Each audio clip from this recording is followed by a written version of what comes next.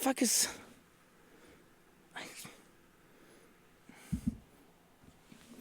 It's just...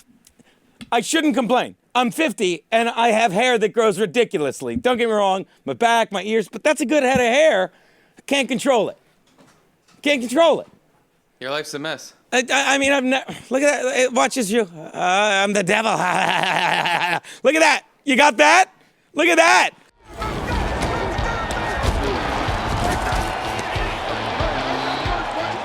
Play action fakes it for Texans. Yes, touchdown.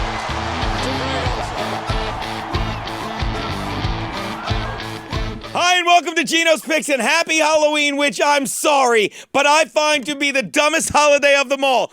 Unless, of course, you have kids of your own and you dress up when you go out with them. Which Berg is doing. He's going to be a horse or something. Aside from that, though, the only thing that a grown man should be less excited about than getting dressed up as an Avenger, Harry Potter, or whatever clever thing you've come up with this year, serial killer. Oh, it's a box of cereal and a nut. Kill yourself. Is having to get up off the couch every 5 minutes to give kids in fancy outfits candy. Unless, God forbid, you find that more exciting than Thursday Night Football. Some people do, which is why the only men that should be excited about Halloween are people who have kids and people who fuck them. There you go. There you go. Not to mention, I spent enough weekends wearing a white sheet while hanging with spooks. Come on.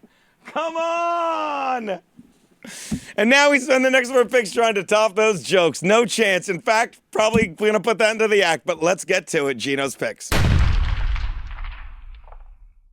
I went 2-2-1 last week. 2-2-1. All right, put that in somewhere, Joe. Have fucking fun with that. Now, Geno's picks.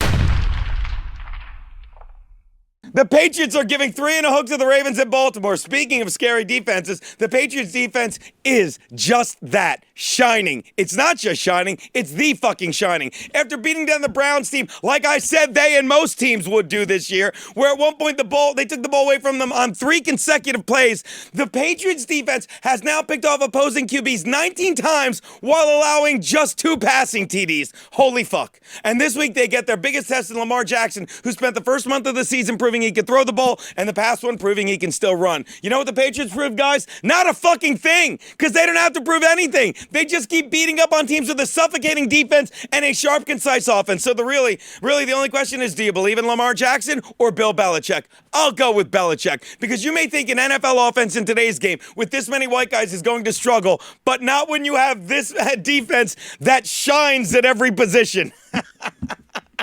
What? Take the Patriots, lay the 3.5. My next pick, the Panthers.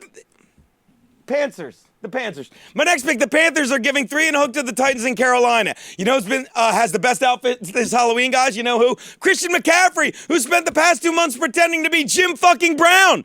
The kid has 735 rushing yards on 141 carries and 8 TDs, and another 39 receptions for 343 yards and another 2 TDs. When you combine them, because math, you realize he's averaging 6 yards every time he fucking touches the ball. So let me tell you, while you're sitting there getting all dressed up, trying to frighten people, because the scariest thing happening right now could be that the best running back in the NFL is a fucking white dude. That's fucking terrifying.